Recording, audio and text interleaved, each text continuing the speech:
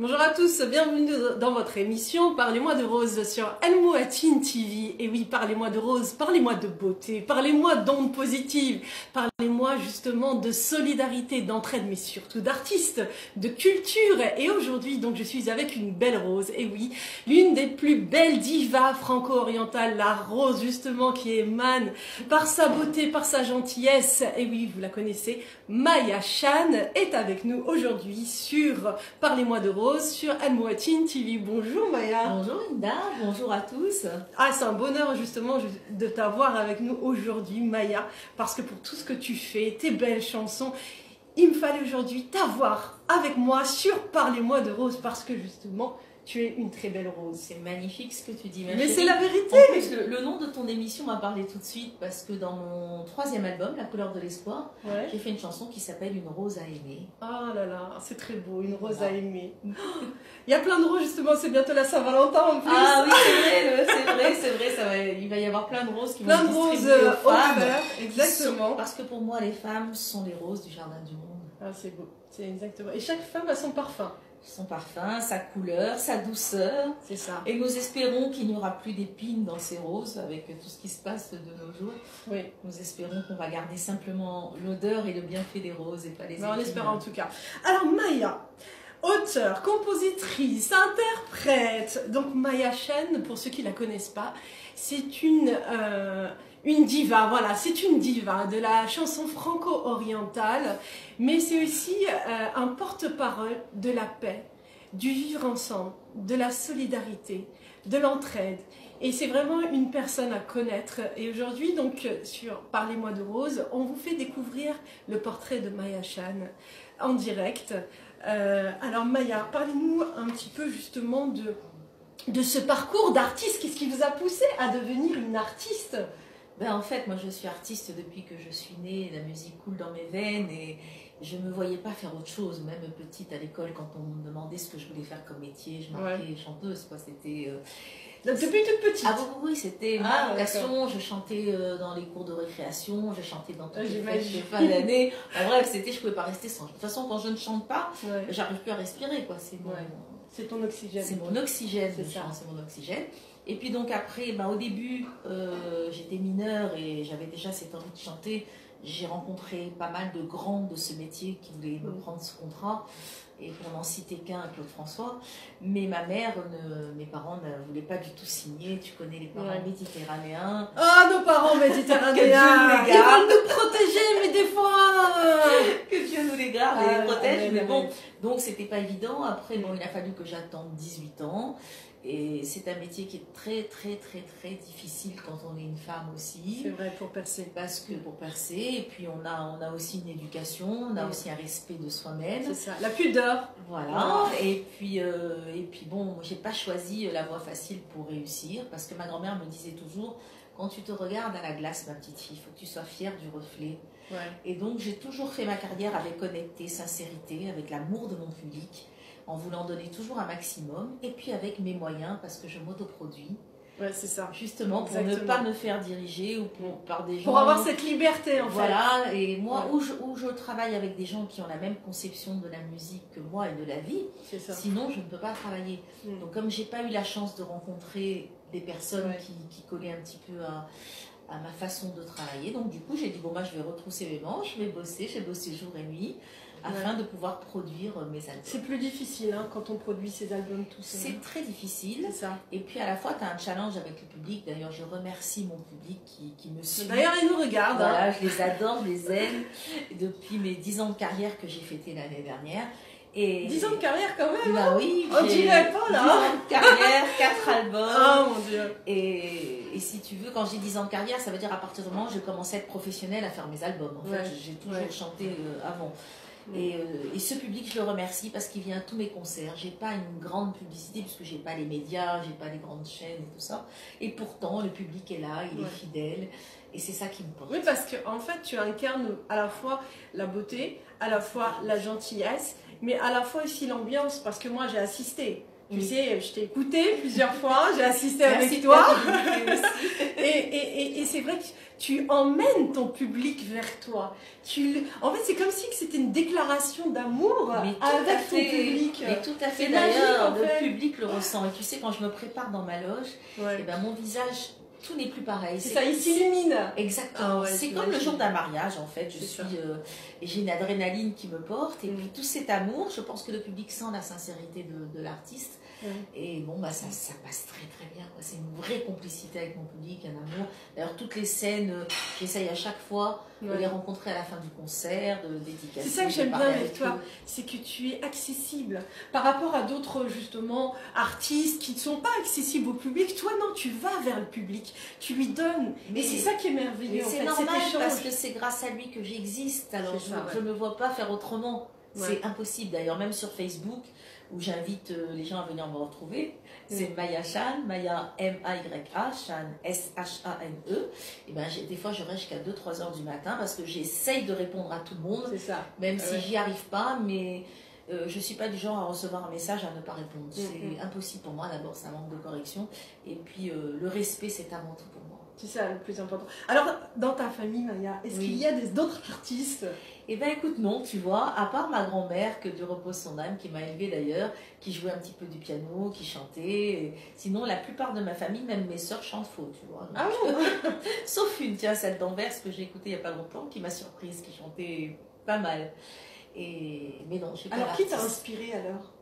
Quelles sont les idoles qui t'ont inspiré? Alors les idoles, moi j'ai vraiment, mon univers est vraiment franco-oriental, parce qu'à la base j'ai été élevée et bercée avec tous nos grands classiques égyptiens et toute la grande musique.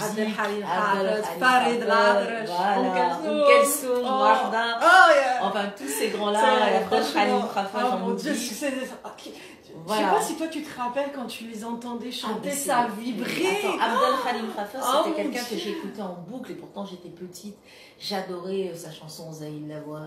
Zahil Lawa ya habibi, Zahil Lawa, khaifa, وانا مشيت وانا خايف, ايدك وانا خايف, خايف. On chante à 11h du mat. Oh là là, c'est pas évident. Non, mais j'en ai des frissons en plus comme ça, on a café là. Mais donc c'est ça la c'était magie. Donc mes grands, tu vois. Et puis j'étais bercée par les grands de la musique française. Donc ça va de Brel à Beko, à Aznavour, à Massias, à Piaf bien sûr. Et puis ma muse était Dalida. Ah, Dalida, paix à ton âme, Dalida. Voilà. Dalida, c'est vraiment l'artiste qui m'a le plus inspirée dans les femmes, parce qu'elle correspondait pour moi à l'image que j'avais, tu vois, elle avait ce côté oriental, et puis ce côté aussi femme qui chante la vie. Elle savait ce qu'elle voulait, mais à la fois elle n'a pas eu de chance avec les hommes, avec l'amour. Comme beaucoup de femmes. C'est ça. Et si tu veux, dans mes albums, je suis moi très très proche de toutes les femmes et de leur combat, aussi bien de leur vie de tous les jours, mais aussi bien de leur combat, parce qu'il faut reconnaître que les femmes, quand elles se mettent dans un combat, elles vont vraiment jusqu'au bout. C'est ça, hein. Elles lâchent pas l'affaire. Elles lâchent pas l'affaire. Elles vont jusqu'au bout. Et ça, je les soutiens de tout mon cœur. Tu vois, pour finir, pour les artistes, tu as aussi Claude François qui m'a beaucoup inspirée et qui a été le premier à me dire n'abandonne jamais ce C'est vrai, ça t'a rencontré Claude François qui t'a dit n'abandonne jamais ce métier. Vraiment. Et ma maman qui était vraiment, qui avait réagi très violemment.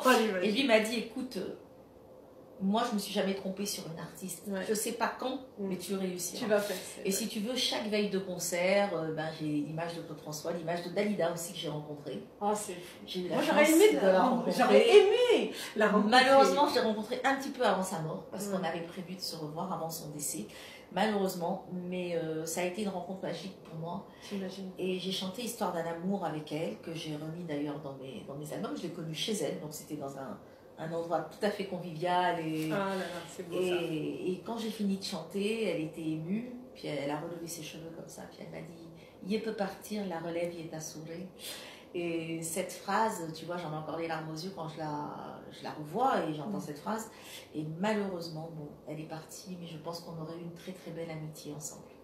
Je n'en doute pas, parce que c'est vrai que c'était aussi une grande dame et qui dégageait beaucoup. Hein. Elle avait une très belle aura.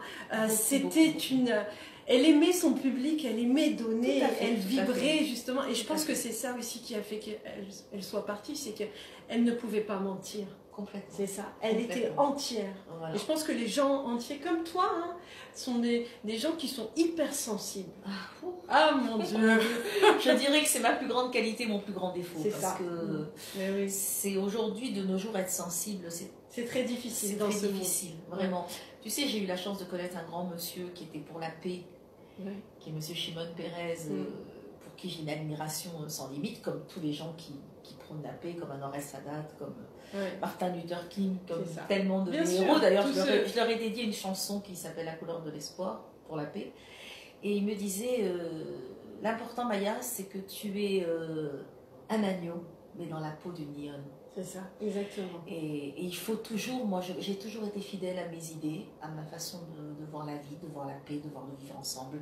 Et je ne rentre pas du tout dans tout ce qui se fait aujourd'hui, les amalgames, et au contraire... le racisme qui n'arrête pas d'augmenter. De tous les côtés. Les jugements, c'est voilà, aussi bien antisémites que... c'est terrible, quoi. On vit une époque très, très, très, très difficile, et je crois qu'il faut des gens comme nous, comme beaucoup de journalistes aussi que je connais, et qui sont comme nous, qui prônent la paix, qui défendent nos idées, même si des fois on nous traite de bisounours, on ne nous prend pas au sérieux. En fait, nous ne sommes pas des bisounours. En réalité, on a accès à quelque chose que beaucoup n'ont pas. C'est que notre cœur est tellement rempli d'amour qu'il veut donner à tout le monde, à transmettre à tout le monde. Et je pense que toi, tu as dû, peut-être que je me trompe, mais choisir la chanson pour toucher. Parce que je suis partisane de dire que la culture et l'éducation sont les portes de la paix. Si on parle à l'âme, parce qu'on a trop parlé à l'esprit. Tout à fait. Tu parles très juste, et je vais te donner un exemple. Moi, je suis de confession israélite, et j'ai un fan qui me suit depuis des années qui s'appelle Mohamed. Pour te dire l'éducation, comment c'est important. Et Mohamed vient à tous mes concerts avec sa famille, et je l'en remercie. Et il est toujours fan grâce à Dieu. On passe le bonjour à Mohamed. Et puis un jour, il m'envoie un petit message en MP sur Facebook qui m'interpelle. Il me dit, Maya, dis-moi, t'es bien tunisienne? Alors je lui dis, je suis d'origine tunisienne, en France, mais d'origine tunisienne. Il me dit, ah, Alhamdoulilah, je pensais que tu étais juive. Et tu sais, ce message, je dis, mais et pourquoi? Il me dit, tu sais, nous, depuis l'éducation, depuis chez nous, on ne doit pas parler aux juifs, on doit pas. Tu sais, ça m'a... Mais je n'ai pas répondu par l'agressivité, au contraire. J'ai dit, Mohamed, alors qu'est-ce qui va se passer maintenant? Tu ne peux pas essayer de revoir un petit peu ce qu'on t'a inculqué, tu ne vas plus venir à mes concerts, tu ne vas plus aimer ma musique. Tout ça parce qu'on n'a pas la même religion et qu'en plus nous sommes frères. Voilà. Donc j'ai dit c'est grave quand même. Et puis il est resté peut-être 1 ou 2 semaines sans réagir. Et après il est revenu vers moi. Et il me dit tu as raison Maya, et je vais revoir mon éducation. Ce que je vais enseigner à mes enfants aussi aujourd'hui. C'est quand même grave ce problème d'éducation qu'il ne faut pas parler aux juifs. Parce que c'est là où on se pose des questions. On dit quelle éducation nous dit de ne pas parler à tel ou tel que ce soit. Je pense que c'est l'ignorance de certains parents qui transmettent ce qu'on leur a transmis de génération en génération. Et bon, fort heureusement, c'est pas la majorité. Bien sûr. Mais c'est toujours la minorité qui gangrène la majorité. On voit ça avec le terrorisme, on voit ça avec tout ça. Donc je dis qu'aujourd'hui, il ne faut pas arrêter de parler de paix. Non, au contraire. Et puis on parle des femmes. Pour moi, les femmes, s'il y avait des femmes qui étaient présidentes, et ben ça changerait vraiment le monde. On sait jamais. Même les femmes en Tunisie, quand je parle de cette chère Tunisie. Tu es amoureuse de la Tunisie. On sait très bien. Tu sais, petite, j'avais des petits flashs, des petits souvenirs de Bourguiba, ce président merveilleux. Qui a fait tellement pour la Tunisie, qui a fait l'éducation obligatoire, la liberté des femmes, enfin tellement de choses. Alors quand je vois aujourd'hui la Tunisie, je me dis, et je vois tout ce que les femmes luttent en Tunisie pour garder ces droits qu'elles ont acquis. Leurs droits, voilà. Et j'espère que la Tunisie aura le visage de la Tunisie que j'ai connue, pleine de jasmin, pleine de liberté. On vivait tous ensemble. Toutes les portes étaient ouvertes. Les fêtes de Ramadan, on se partageait les repas. Les fêtes juives, on le Kippour. Voilà. Enfin, les Italiens, on cherchait les œufs à Pâques. Il n'y avait pas de différence. Il n'y avait pas de différence. On était une famille, en fait. C'est ça, exactement. Et ça, c'est ce qui me manque un peu aujourd'hui. aujourd'hui. Je veux que cette famille, elle ne soit jamais dispersée parce que c'est trop dommage. Qu'elle revienne justement, cette famille et cette solidarité entre tous les Tunisiens. Et puis cette solidarité que nous gardons, puisque tu vois bien que tu es musulmane, je suis juive, et que nous sommes comme des petites sœurs. Bien sûr, et toujours on se suit. Voilà, alors toi tu as fait quoi là? À Espace FM aussi, j'ai Myriam aussi, qui est comme une petite sœur qu'on embrasse très fort. Ouais. Et bon, de partout, j'ai des petites sœurs de cœur que j'adore et qui ne sont pas de la même religion que moi. Mais ça ne nous empêche pas de nous aimer. On ne parle pas de religion.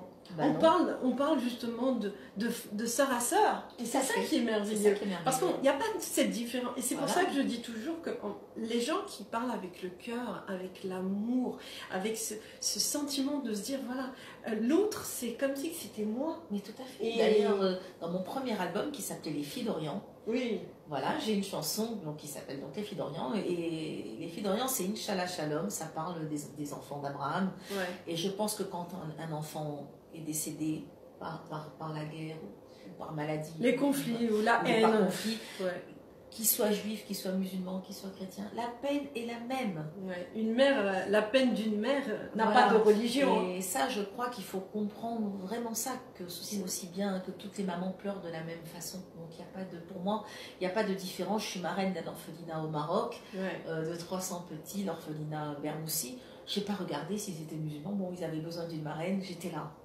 Comme je suis aussi dans l'association Little Dream qui œuvre en Israël. Voilà, je n'ai pas d'a priori, je suis partout où on a besoin d'amour et de paroles de paix. C'est ça. Je peux demander un petit passage des Filles d'Orient? Oh là là. Tu me demandes de l'acapella à 11h du matin.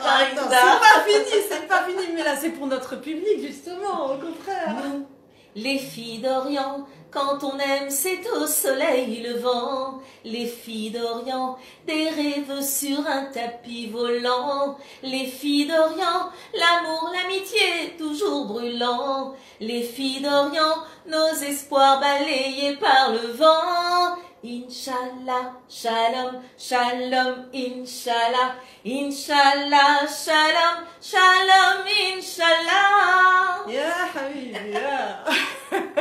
Que c'est beau, que c'est beau. Inch'Allah, shalom, en tout cas, on le souhaite justement qu'il y ait la paix dans le monde. On le souhaite vraiment parce qu'on se dit que nous sommes créés à la base d'amour. Mais tout à fait. Et puis nous sommes tous les enfants de Dieu, je veux dire. Mais oui, nous sommes tous les mêmes créatures ensemble et en fait, c'est ça qu'il faut retrouver. Et quand on est croyant et qu'on aime Dieu, on aime tout ce que Dieu a créé. Hein, on parle même du racisme, on parle aussi même de la communauté africaine, qui se sent très proche de la communauté. Bon, ils souffrent du racisme encore aujourd'hui. Et je crois que c'est inadmissible, ce n'est pas normal. Dieu a créé les roses, j'aime les roses. Dieu a créé les noirs, j'aime les noirs. Toutes les couleurs, voilà, toutes les couleurs, exactement. On est tous unis. Moi, j'ai beaucoup d'amis de Congo-Brazzaville. Je dis mes sisters. Il n'y a pas de différence non plus. La couleur de peau n'a aucune... aucun impact. Voilà, aucun impact par rapport à mon amour que j'ai. C'est ça, exactement. Voilà. Alors, j'aimerais savoir quelles sont les thématiques que tu choisis le plus. Bon, on sait l'amour, ça c'est sûr, ça c'est avec un grand tas. Et y a-t-il d'autres thématiques justement? En fait, je choisis la vie.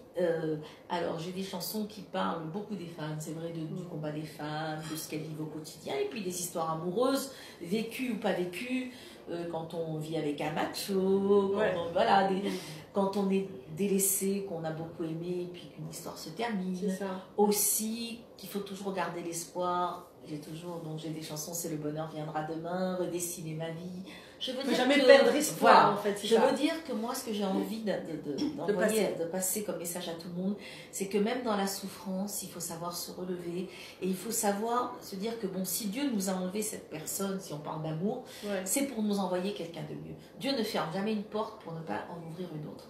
Donc moi, je reste toujours très positive, surtout, et j'essaye de communiquer cette positivité aux gens qui souffrent. Ça, c'est important, parce qu'il y en a de plus en plus, on le voit, de plus en plus. De plus en plus, j'essaye d'aller chanter aussi dans les hôpitaux pour les gens malades, de leur redonner aussi un petit peu de... Je chante pour les personnes âgées, parce que tu t'aperçois qu'elles sont en fin de vie, que ça va nous arriver à tous. Et ils sont tellement touchants. Enfin, pour moi, c'est tous mes mamies, tous mes papis, et je n'hésite pas à les chanter pour eux. Justement, dans les maisons de retraite et tout. C'est un moment exceptionnel. exceptionnel pour moi. Je prends. C'est magique. Ah oui, aussi, mais c'est aussi magique pour moi quand je ressors d'un concert chez eux. D'ailleurs, je me fatigue plus que mes propres concerts parce que je chante des fois même 2 heures et c'est pas évident. Mais je suis heureuse, tellement heureuse de l'amour que j'ai pu leur donner et qu'ils m'ont donné. Donc voilà. C'est ça, c'est du bonheur en fait, du partage. Du partage. Et puis on le voit qu'ils ont besoin justement. Ce que tu disais, un jour, peut-être que nous, si Dieu le permet qu'on vive longtemps, parce qu'on ne sait pas dans ce monde. On ne sait pas où on sera. On ne sait pas où on sera, mais au moins de se dire que voilà, un jour on sera à leur place. Et lorsqu'on va visiter, moi je dis toujours que ce soit des malades ou des personnes âgées, et de leur donner du bonheur, c'est aussi un jour, quelqu'un nous donnera aussi à nous du bonheur. Tout à fait.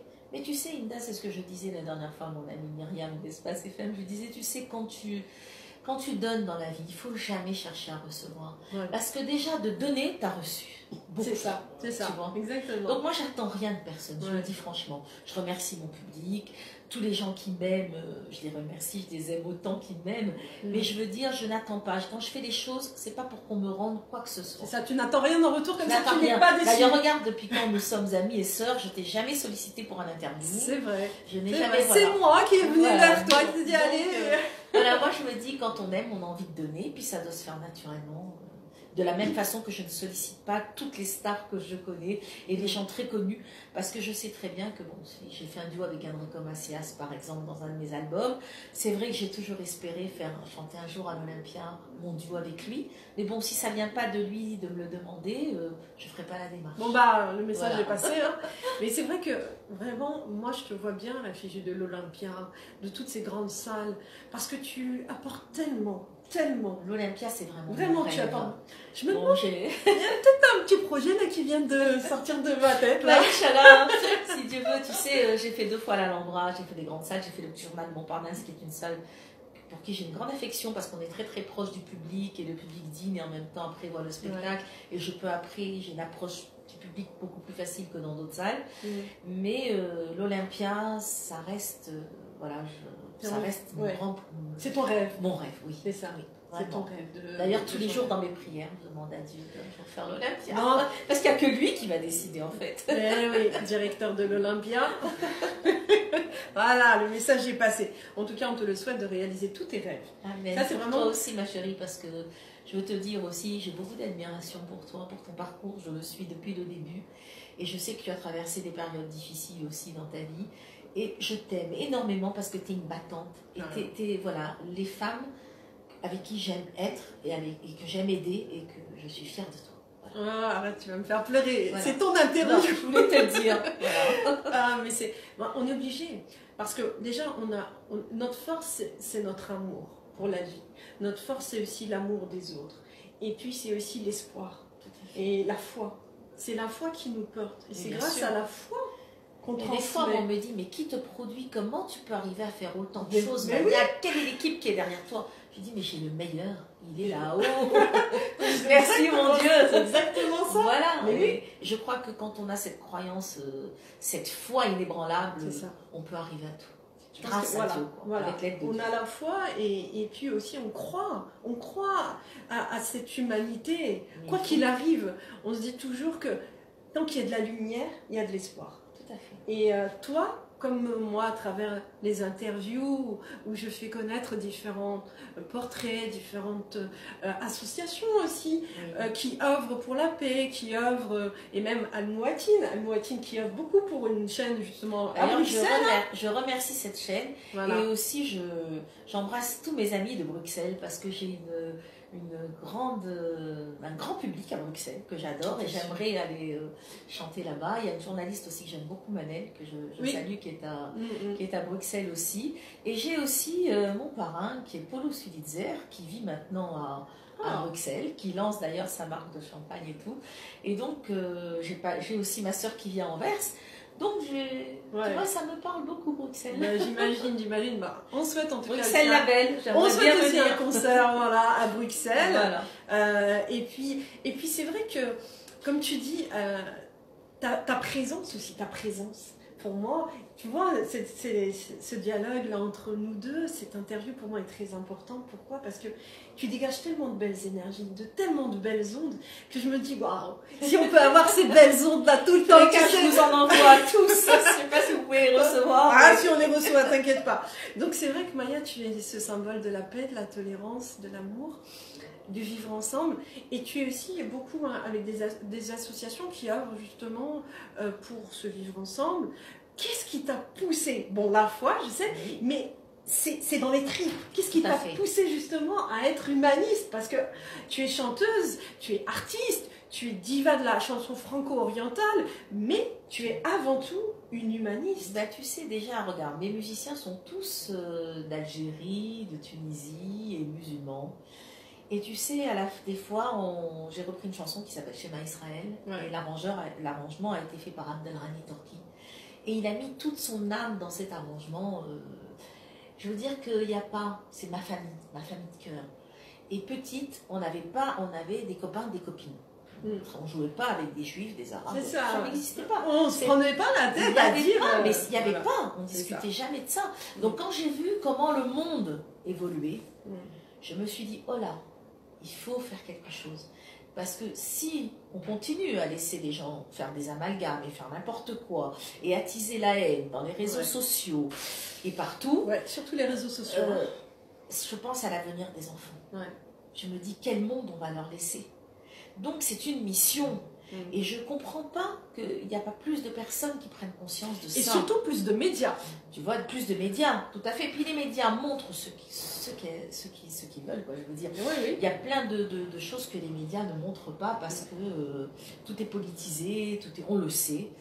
Donc voilà, donc il faut œuvrer contre ça. Il y a bien sûr, on est face à des monuments, mais c'est pas grave.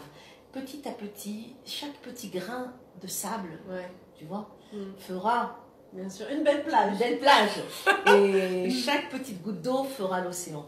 Donc je me dis qu'il ne faut pas baisser les bras. Bon, j'ai fait aussi pas mal de réunions, de débats avec l'imam Hassan Chelgoumi aussi, qui défend beaucoup la paix et qui est aussi menacé, etc.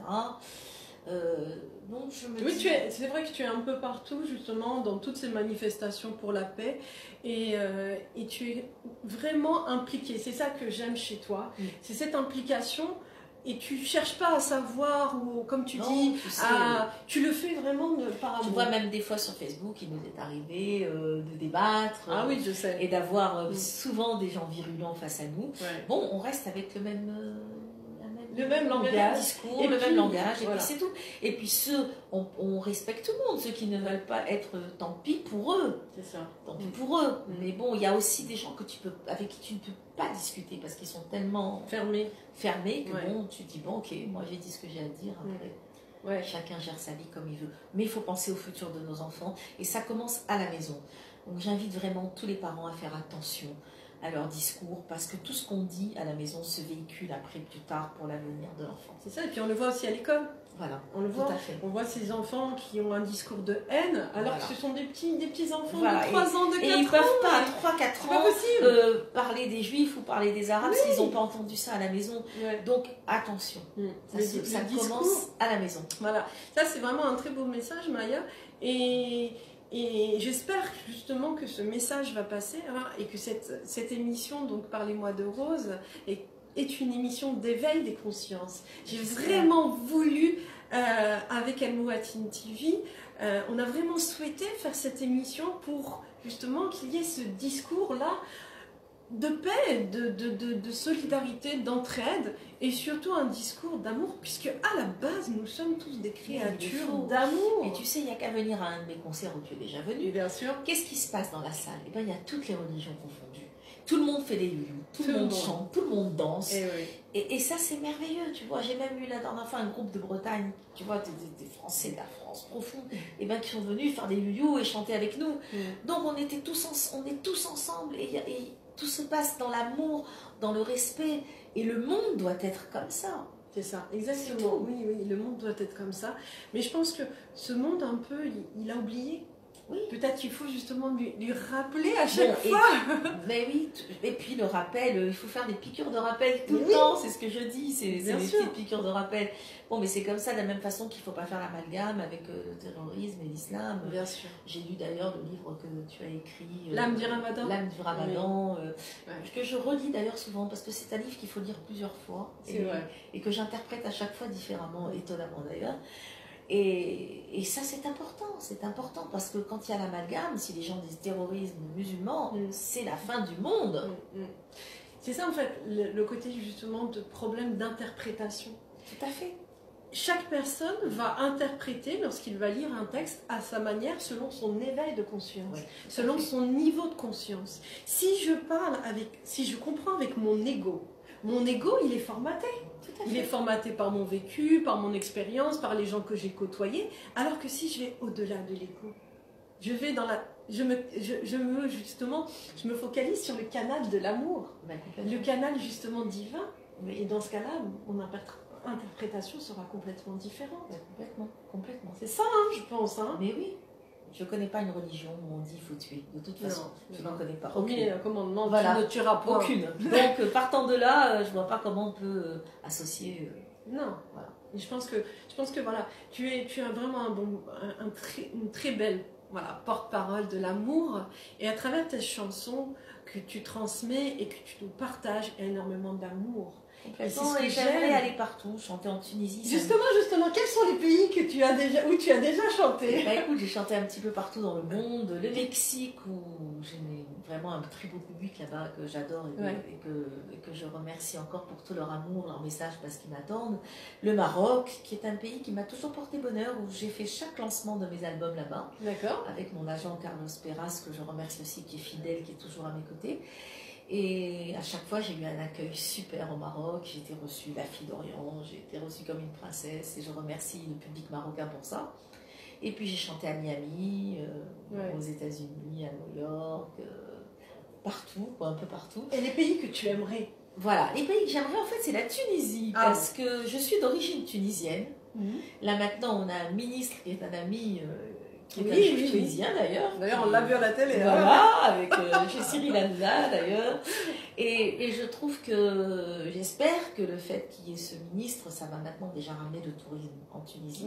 Parce que c'est un beau pays, il y a des plages, mais les plages de Tunisie sont uniques au monde. L'accueil des Tunisiens, c'est un peuple très gentil. Et j'aimerais vraiment que ce tourisme revienne en Tunisie, et j'aimerais chanter là-bas, j'aimerais chanter au théâtre de Carthage, j'aimerais vraiment, je crois que d'origine tunisienne, avec la musique que je fais, avec même une chanson en hommage à la Tunisie qui s'appelle Racine, je ne vois pas pourquoi je n'irai pas chanter en Tunisie, donc j'espère vraiment que cette année ça va se faire. Prochain voyage en Tunisie, Maya Chan. J'en ai parlé d'ailleurs à mon attaché de presse, Patrick Moïse, je lui ai dit voilà, il faut vraiment que là tu mettes le paquet. Je veux aller chanter. Je connais aussi une dame pour qui j'ai beaucoup d'affection, Désirée Belaïch, qui adore la Tunisie aussi. La Tunisie coule dans ses veines, donc elle aussi, je lui ai dit, il faut qu'on organise quelque chose. Je veux dire, il y a beaucoup de la communauté juive qui aime son pays et qui a envie d'y aller. Mais de toute façon, je pense que c'est un très beau message. Et puis, message aussi aux juifs tunisiens qui pensent que la Tunisie ne les aime pas aussi. Il y en a beaucoup qui pensent ça. Alors qu'en réalité... il y a aussi la peur, il y a beaucoup de choses. Et c'est pour ça que maintenant, il faut œuvrer. Parce que le juif tunisien, même s'il vit en France depuis des années, même si tout, on a tous un pays de cœur. C'est ça. Et je crois qu'on n'oublie jamais, qu'on soit d'Algérie, du Maroc, d'où qu'on vienne, on n'oublie jamais ses racines. Moi, je sais que, je dis, ma mère, elle a dû mettre de la fleur d'oranger dans mon biberon, parce que tu vois, dès qu'il y a un parfum... ça, nos mères, hein. Voilà, dès qu'il y a un parfum à la fleur d'oranger, j'achète. Le jasmin est ma fleur préférée. Et pourtant, j'ai vécu toujours en France. Mais ce que tu as de ta toute petite enfance, c'est là. C'est des racines qui te suivent à vie. Et tous les Tunisiens aiment la Tunisie. C'est vrai ça. Voilà. C'est vrai que c'est un très très beau message justement, tous les Tunisiens et toi, donc tunisienne. D'origine tunisienne, parce que je suis née en France, mais je suis restée très imprégnée par mes toutes petites années d'enfance. Tu penses que c'est tes parents ou c'est toi justement qui... C'est les deux. Hein. Nous, à la maison, on a toujours continué à écouter de la musique, à écouter des chanteurs tunisiens, à faire notre cuisine tunisienne. Couscous boulette. Voilà.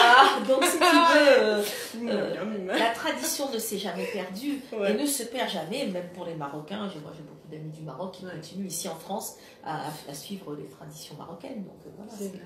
Maya Chen, j'ai une chanson que j'aime énormément. Énormément. Si.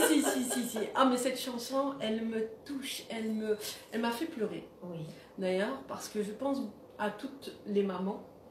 Et je pense aussi donc à ma maman, que j'aime énormément et qui m'a toujours soutenue. Qui est vraiment formidable aussi, j'ai eu la chance de connaître. Et oui, malgré mes souffrances, malgré mon vécu.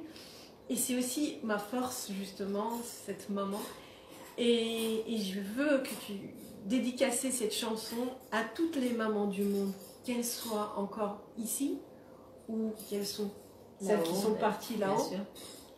Et j'aimerais leur dire, voilà, vous êtes merveilleuses, on vous aime, vous les mamans. Alors j'aimerais que tu chantes. Bien sûr, voilà. Tu sais, je veux dire un mot particulièrement pour les mamans aussi, parce qu'on ne le dit jamais assez, il faut vraiment gâter nos mamans. Et moi, beaucoup, on l'oublie. Élevée par ma grand-mère jusqu'à la fin de sa vie, je lui ai donné tout ce que je pouvais lui donner pour justement ne pas avoir de remords. Souvent, quand quelqu'un part, on pleure de peine, mais on pleure aussi pour les remords de tout ce qu'on n'a pas fait, de culpabilité. Et moi, je me disais toujours, elle va partir à un moment donné. Si je pleure, je veux pleurer parce qu'elle est partie de tristesse, mais pas parce que j'ai pas fait quelque chose pour elle. Et donc, la peine a été de 50% allégée. Ouais, je comprends. Tu vois, oui, parce que tu as toujours été présent. Bon, ma maman, c'est comme j'ai repris d'ailleurs récemment la chanson de Kenji, Des yeux de la maman, en hommage à ma maman. Celle-ci aussi est très belle, tu vois. Et les mamans, c'est des trésors. Et j'aurais dû écouter ma maman plus souvent. Ça m'aurait évité bien des déboires. Oui, mais voilà. après je pense que on doit expérimenter aussi. Après, on fait notre chemin. Mais c'est vrai que les mamans sentent tout. Et une maman, quand elle dit une chose, elle ne se trompe pas. Le cœur d'une mère ne se trompe jamais. Ah oui, dis ma fille. Voilà. Et bien pour toi, alors Yaomi, je vais essayer parce que là, à 11h du matin, la voix, elle n'est pas chauffée du tout. Yaomi. Ok. يا أمي يا أمي يا أمي سمك دايما في فمي يا أمي يا أمي يا أمي سمك دايما في فمي من يوم لي عيني شافوا الدنيا تن تن تن تن تن شافوك يا أمي العزيزة عليا ضحكوا معاك تارارارارا ضحكوا معاك وبكاوا يساروا شوية وفي ودنايا صوتك دايما يغني يا أمي يا أمي يا أمي يا أمي. Bravo. Merci Maïla. C'est un exercice pas facile. Non, mais c'est merveilleux ce cadeau que tu nous fais et que tu fais justement au public qui nous regarde, qui regarde l'émission Parlez-moi de Rose. Voilà, mais ils peuvent l'écouter sur YouTube. J'ai ma chaîne YouTube, voilà, Maya Chan. Oui, voilà. Et aussi où il y a Yaomi, arrangé par Hossein Aslami aussi, qui est un grand chanteur et arrangeur et compositeur d'Algérie, et qui est un frère de cœur aussi avec sa femme. Et tu as un site aussi. Tout à fait. www.maya, M-A-Y-A, Chan, S-H-A-N-E, .com. Mayachan.com. C'est l'adresse, c'est le mail. Ça y est, je suis fatiguée. Non, mais c'est quand je chante Yaomi, tu sais, je reste un petit peu dans le. C'est normal parce qu'en fait, voilà, la mer, c'est la plus belle des roses. C'est la plus belle des roses. Même si des fois il y a des petites épines. Non, merde, je te jure, elle veut juste notre bien, c'est tout. Hein. Et d'y aller. Et ma fille, écoute-moi mes conseils, sinon... Il faut écouter les mamans. Voilà, exactement. Elles sentent, hein? Tout à fait. Elles sentent et puis elles ont une intuition mais incroyable. Et puis une mère pour son enfant... Elle ferait tout. C'est ça, on le voit. Voilà. D'ailleurs, on voit beaucoup ce combat des mères qui se battent pour des enfants en situation de handicap, ou des autistes, ou d'autres combats, justement. On le voit, la mère, elle ne lâche pas jusqu'au bout. Et voilà, j'ai une amie aussi, Olivia Catan, qui a une association aussi Parole de Femmes et qui se bat aussi. Et je veux vraiment féliciter et donner tout mon soutien à toutes ces femmes et toutes ces associations. Je ne peux pas toutes les citer, mais j'en fais partie de beaucoup. C'est vrai. Mais c'est très beau et c'est merveilleux justement d'être, comme toi, une femme engagée, une femme humaniste, une femme entière. Une rêveuse. Ah, complètement. Moi, si on enlève le rêve, je meurs. C'est ça, exactement. Je rêve tout le temps. Ah, mon Dieu, heureusement. Dans les rêves, tout est possible. Donc, je ne veux pas m'enlever le rêve. Alors, dans le rêve, t'as rêvé donc de, je vais dire, de l'Olympia. Oui. T'as rêvé de... La paix dans le monde. La paix dans le monde. T'as rêvé de chanter en Tunisie. Oui. Dans le théâtre de Carthage. Voilà, ou ailleurs. Voilà, les messages sont passés. Parce que comme ça va se matérialiser cette année. Amen, amen. Ah, amen. obligé là. Je le sais. Obligé. Amen, je amen. le sens, c'est ouvert. Amen, ma chérie. Ah, les portes sont ouvertes. Ah oui, je sens. Là, les portes sont ouvertes. On te souhaite vraiment beaucoup de bonheur. Merci, pour moi, ça a été vraiment un bonheur cette émission avec toi. Ça passe trop vite. Ça y est, on a déjà fini. On a déjà fini. Ça passe tellement vite. Oh là là, mon Dieu. Est-ce que j'ose te demander? Tu vas dire, la maman. Arrête. Ah oui. Les yeux de la maman. Les yeux de la maman, oui. Elle veut me tuer aujourd'hui. Les yeux de la maman. Oh mon Dieu, laissez-les-moi, les beaux yeux de la maman. Enlevez-moi même tout le reste, mais pas la douceur de ses gestes. Elle m'a porté avant le monde, elle me porte encore chaque seconde. Elle m'emportera avec elle, je lui serai toujours fidèle. Oh mi Dios me déjame, los ojos hermosos de la mamá. Oh Elohim shmonal, enea yafot shel imma, ya Rabbi Khalili, elainin el chalwin taomi. Oh mon Dieu, laissez-les-moi, les beaux yeux de ma maman. Aïe, aïe, aïe, aïe, aïe, aïe. Merci en tout cas. Merci. Merci Maya Chen pour ce merveilleux partage dans un lieu merveilleux. Ah, merveilleux. Avec la nature. L'ami Namayo d'ailleurs que nous remercions de nous recevoir. C'est vraiment merveilleux cette émission avec toi. Parlez-moi de rose parce que pour moi, tu es une très très belle rose. Merci, ma chérie. Tu embaumes et vraiment... À la fleur d'oranger. Ah, la fleur d'oranger et au jasmin. Et au jasmin, voilà. C'est moche le jasmin. Ah, surtout pas, surtout pas. En tout cas, voilà, c'était Maya Chen. N'oubliez pas, elle a sa page Facebook, Maya Chan. Et aussi donc son site www.mayachan.com. On n'oublie pas, elle fait les mariages, les bar mitzvahs, les anniversaires. Partout où il y a la fête, je suis là. N'hésitez pas à l'appeler, elle vous fera une ambiance de folie pour justement réussir tout ce que vous souhaitez et tout ce que vous voulez justement de merveilleux. Comment dire, mariage c'est merveilleux. Bah oui, le bonheur du l'amour, partage, la musique. Voilà, bientôt la Saint-Valentin. Ah oui, aimez-vous. Voilà, aimez-vous, faites pas la guerre s'il vous plaît. Merci à tous. C'était Inda Djeridi avec Maya Chen sur votre émission Parlez-moi de rose sur Al Mouatine TV. Merci ciao, à tous, à bientôt. Ciao, ciao. Ciao.